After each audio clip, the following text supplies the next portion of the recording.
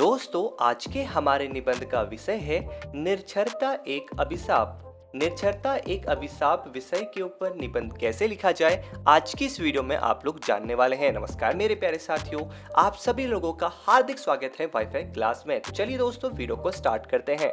सबसे पहले दोस्तों, आप सभी लोग हेडिंग डाल लीजिए निरक्षरता एक अभिशाप, और इसको क्या कर लीजिए, अंडरलाइन कर लीजिए। अगली लाइन से आप लोग लिखिए, शिक्षा के बिना मनुष्य पशु के समान है। शिक्षा हमारे अज्ञान रूपी अंधकार को दूर करती है और ज्ञान के प्रकाश को फैलाती है।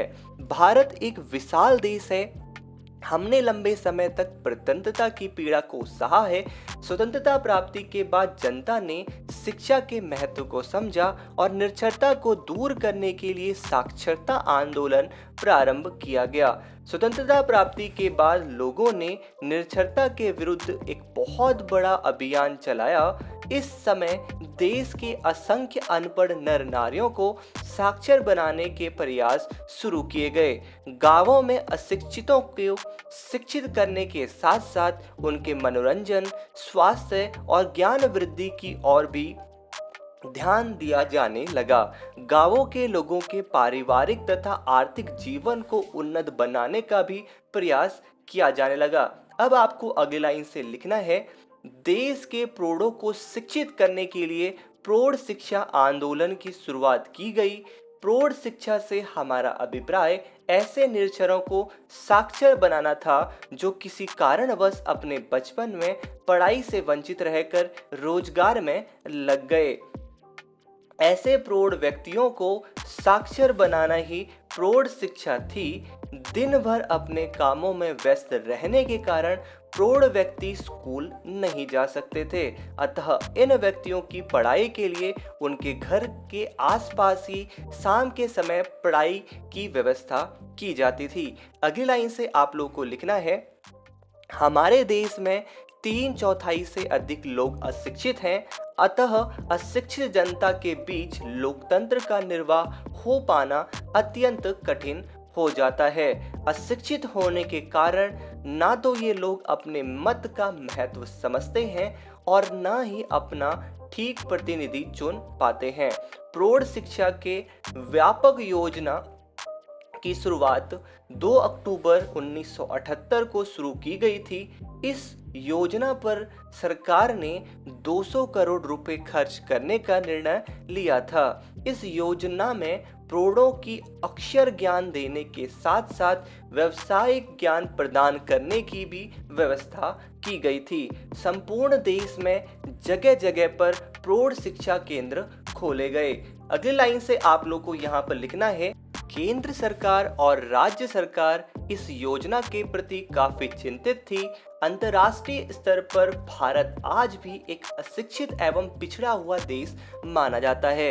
यह भारत का दुर्भाग्य है कि वह संसार का सबसे बड़ा लोकतांत्रिक देश होकर भी पिछड़ा हुआ और अशिक्षित है। इस योजना के समक्ष अनेक समस्याएं थी।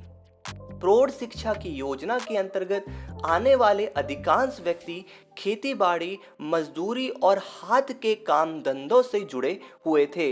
इसीलिए ऐसे लोग शिक्षा प्राप्त करने के लिए प्रौढ़ शिक्षा केंद्रों में बहुत कम आ पाते थे। देश में शिक्षित बेरोजगारों की बहुत बड़ी संख्या है। बाद में साक्षरता अभियान चलाया गया। बहुत से लोगों को रोजगार देकर साक्षरता अभियान में लगाया गया, जिससे वह योजना काफी हद तक सफल हुई। आजकल निरक्षरता को समाप्त करने के लिए सर्व शिक्षा अभियान चलाया गया है।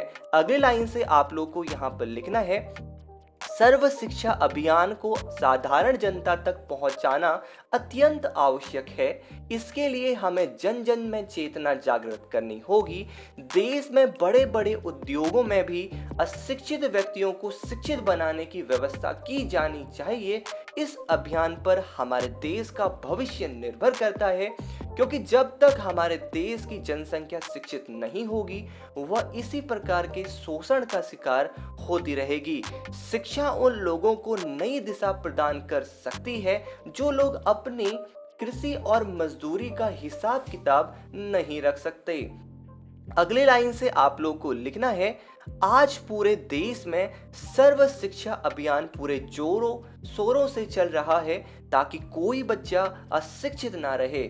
सर्व शिक्षा अभियान के सकारात्मक परिणाम हमारे सामने आ रहे हैं। इस अभियान को केवल सरकार के सहारे ही नहीं चलाया जा सकता, क्योंकि सभी बच्चों को पढ़ने के लिए राजी करना आसान काम नहीं है। इस कार्य के लिए सभी पढ़े लिखे लोगों को आगे आना चाहिए। प्रत्येक व्यक्ति का लक्ष्य होना चाहिए ईच वन टीच वन। तभी हम इस निरक्षरता रूपी कलंक को अपने समाज से मिटा सकते हैं। आई होप मेरे प्यारे साथियों, आप सभी लोगों को ये वीडियो पसंद आई है। अगर आप लोग को इस निबंध का पीडीएफ चाहिए तो इस निबंध के पीडीएफ का लिंक नीचे प्रोवाइड कर दिया जाएगा। अदरवाइज आप लोग वाईफाई क्लास के एप्लीकेशन को डाउनलोड करके ये सारे निबंध इजीली पढ़ सकते हैं।